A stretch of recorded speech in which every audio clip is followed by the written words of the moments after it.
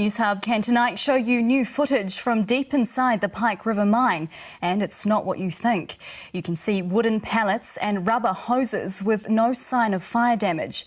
There's even what looks like a pair of glasses believed to belong to victim Ben Rockhouse. Here's Lloyd Burr with this exclusive report. This is the coalface of Pike River Mine. It was filmed in January 2011, just over a month after the 4 explosions in 2010. There are wooden pallets, rubber hoses, other debris, no sign of charring from a so-called inferno. The footage is taken from what's known as Borehole 44. It was drilled after the explosions through 126 metres of rock into the deepest part of the mine. What it shows is in stark contrast to what officials told. Very good day, Metamine. Today me and my friends are going to talk about the Pike River Mine explosion. The Pike River Mine is a coal mine which is located in West Coast region of New Zealand's South Island. On 19th November 2010, the Pike River Mine disaster happened due to methane explosion. At the time of explosion, 31 miners including contractors were present in the time. During the explosion, 2 miners managed to escape from the mine and the remaining were believed to struck at the mine entrance. The police department took the incident under their control and planned to rescue the men under the mine. Poor air quality and continuous generating of poisonous gases causes the rescue operation to be postponed. The second explosion happened on 24th November. This caused the rescue operation to stop and declared that they were believed to be dead since no response and no any dead bodies recovered. A third explosion occurred on 26th November, while the fourth explosion occurred on 28th November caused the mine to seal due to safety concerns. Then the mine was reconstructed as Pike 29 Memorial Track in the adjacent of Papora National Park. The disaster is considered to be as a man-made disaster due to the poor communication from the employees regarding the poisonous gas of methane. As explosion occurred, Mr. White, general manager of the mine, took control of the incident. He was then faced with a very difficult situation but did not apply the company's ERMP procedure. He handed over the incident controller's role to a more junior manager, who was then discovered that the incident was beyond the control and needed external help, and they called for police. Once the police arrived, they took the lead agency role at the mine in line with the Coordinated Incident Management System (CIMS) model for this explosion. The emergency response team was led by New Zealand Police Superintendent Gary Knowles. The police filled all the ERT positions with their own people. They clearly created some initial order, such as setting up meetings and starting to prepare IAPs. After the first explosion, the police officer declared that 29 people are stuck under the ground, and due to poor air quality, the rescue operation was forced to stop. They also launched a rescue rowboat which was then broken down with encounter of water. During the second explosion, the police declared that the 29 men were killed and no bodies were recovered. A third explosion rocks the mine, while the fourth explosion led the police to seal the mine due to the safety concerns. Okay, I'm going to talk about the causes of the explosion which occur in Pike River Mine due to a wide range of possible gas emission and accumulation scenarios combined with the potential ignition sources, including unprotected electrical equipment. Contributory factors which allow the hazardous working environment to develop unchecked included: first, financial difficulties due to delays in the development of the mine arising because of the geological problems, leading to a call for production revenue prior to completion of the mine infrastructure and proper addressing of safety issues. Apart from that, inadequate ventilation and gas drainage. Also, lack of experienced staff underground. In addition, no effective worker participation in health and safety. Also, no management action despite repeated high gas concentration warning.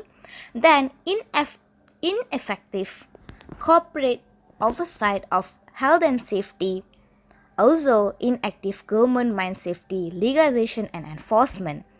These are the underlying causes behind this explosion.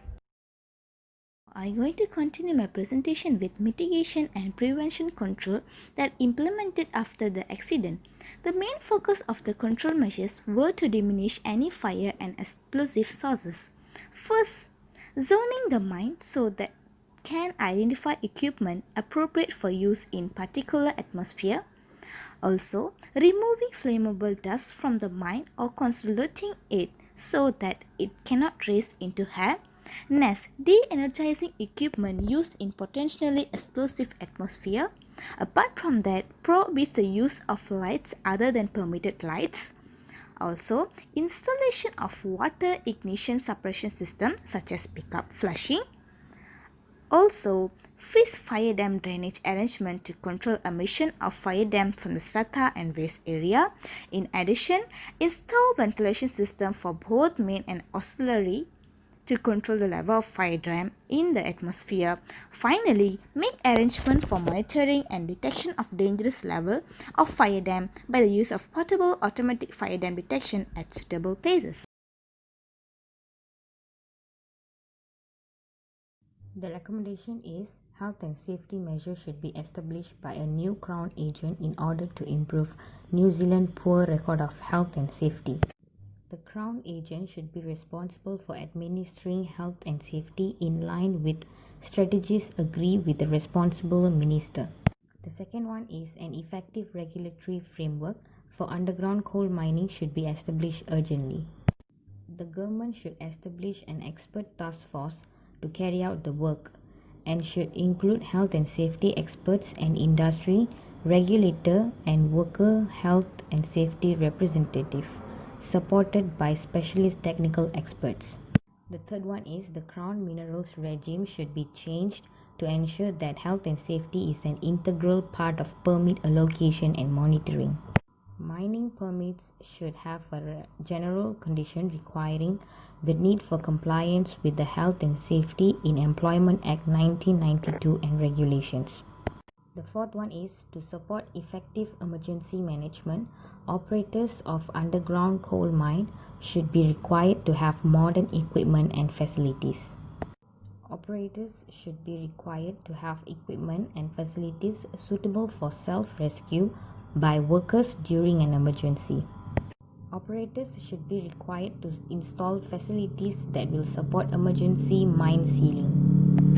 And the fifth recommendation is worker participation in health and safety in underground coal mine should be improved through legislative and administrative changes.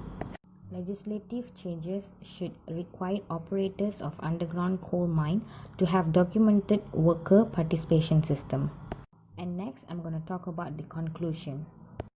Deficient construct of risk management. They had a simplistic understanding of risk, mainly of preventative aspect, and even then poorly executed. There are a number of original contributions. The first one is the application of system engineering perspective.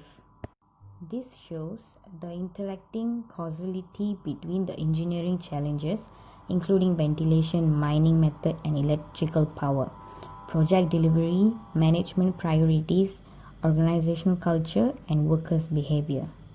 The second contribution is the application of the barrier method using bow tie analysis to the disaster. This provides a new way to examine the risk management strategies of mine, and the results suggest the mine was doing a poor job of preventative risk treatment and had a major deficiency in its management of the recovery mechanism. And the last contribution is showing where the breakdowns occurred in Pike's safety management system and how this would be judged according to the new Act.